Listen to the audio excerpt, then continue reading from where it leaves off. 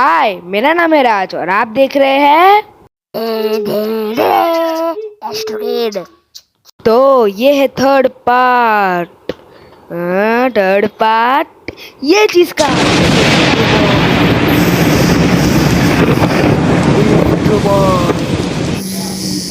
Electro boy. तो अभी आपने ये इंट्रो भी देख ही लिया है। तो आज आपको पता ही होगा हम लोग कोहेयर डिटेक्टर बनाने वाले हैं, क्योंकि थंबनेल से पता चल गया होगा। तो आज मैं आपको पूरा अच्छे से बताएगा कैसे बनता है, और इसको जो बनाने पाँच पाँच आइटम्स लगते हैं।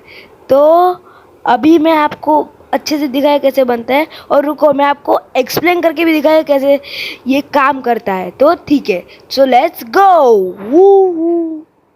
तो ये रहे सारे आइटम्स जो हमें चाहिए ये सब बनाने के लिए।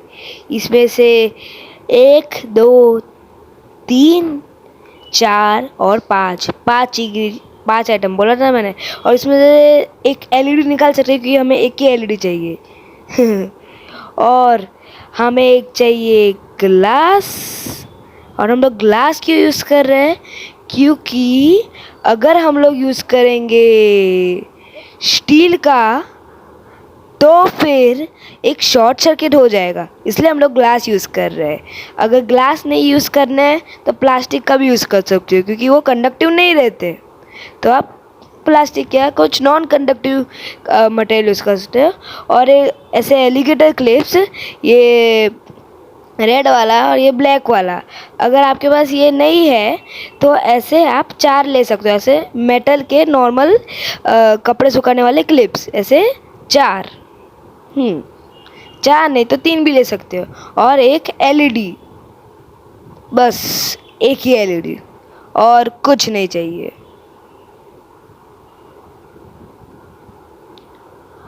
और 2 एल्यूमिनियम फॉइल का ऐसा शीट, जिसको हम लोग ऐसे बेंड कर सके ग्लास के अंदर डाल सकते हैं। और aluminium balls, aluminium foil balls specifically कहने जाए तो। और ये सबको अभी मैं एक टाइम लैप्स में असेंबल करके दिखाऊंगा। So let's start the time lapse.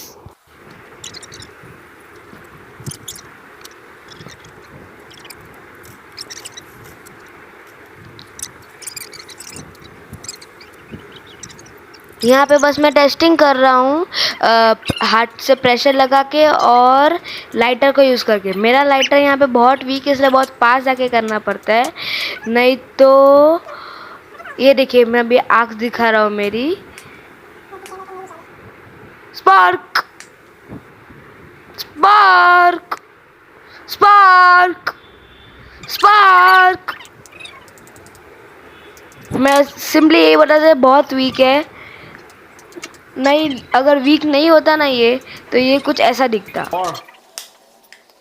Wow. There you go. From quite a distance and with such a low power arc. How? तो इलेक्ट्रो बूम जी, मैं समझाता हूँ कि ये कैसे काम करता है। हाउ का जवाब मैं देता है। तो इससे इसमें थिन ऑक्साइड लेयर होती है, जो मैं एल्यूमिनियम बॉल्स के थे, नैनोमीटर थी ना, नैनोमीटर थिन, इतना पतला लेयर होता है। और अगर हम इलेक्ट्रिसिटी पास करें तो ऐसा हो जाता है क्या, इंटरफेरेंस जो छोटे आर्क्स होते हैं ना, छोटे आर्क्स वो लाइटर से करते हैं हम लोग, उससे हम लोग करेंगे तो उसमें इंटरफेरेंस ब्रेक हो जाता है और लिंक बना देते हैं, लिंक, जिससे एक पूरा स्विच बन जाता है जो क्लोज हो जाता है।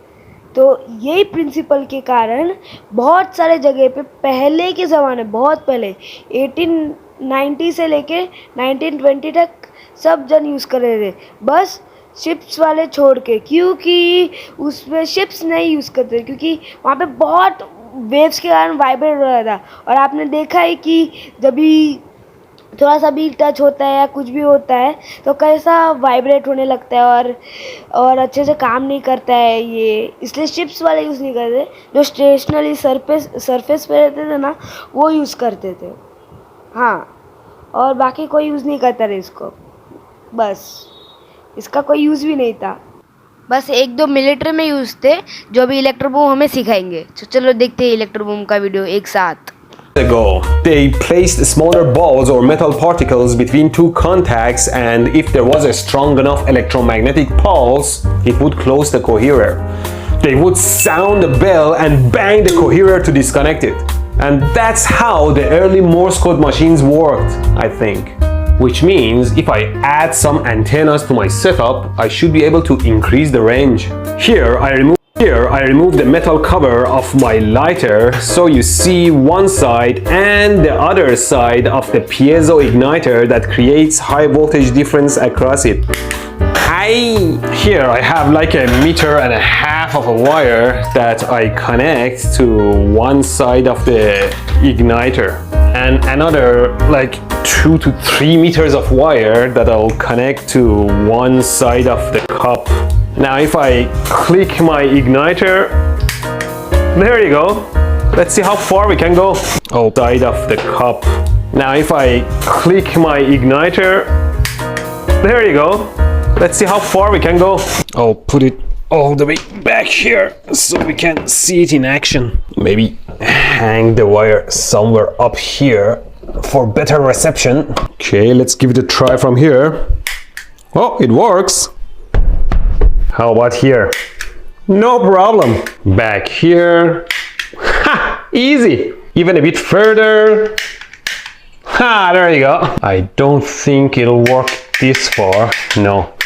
I have to go closer. Yeah, from here, it's like 1, 2, 3, 4, 5, 6, 7, 8, 9 meters away. For longer distance, we need better filtering, resonance circuits, bigger antennas, and all for what? Morse code? And what is this good for? I think nothing. और अभी मुझे लगता है इसका कोई use नहीं है party trick के सिवाय। पार्टी में कुछ ट्रिक करना, उसके सिवाय आज के ज़माने में उसका कुछ यूज़ नहीं है।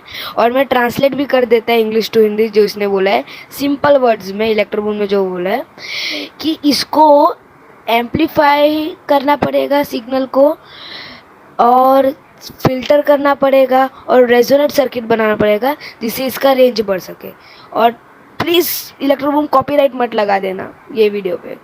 और हाँ, और ये सब हम लोग को लगता है और इसको एफिशिएंट बनाने के लिए और बाकी सब चीज़ें बनाने के लिए, पर हम लोग सिंपल ही रख रहे क्योंकि मैं हूँ स्टूडेंट, बच्चा हूँ 13 ईयर्स का, तो हमें सिंपल रखना चाहिए ना। तो अभी दूसरे वीडियो में मिलते हैं। Bye bye.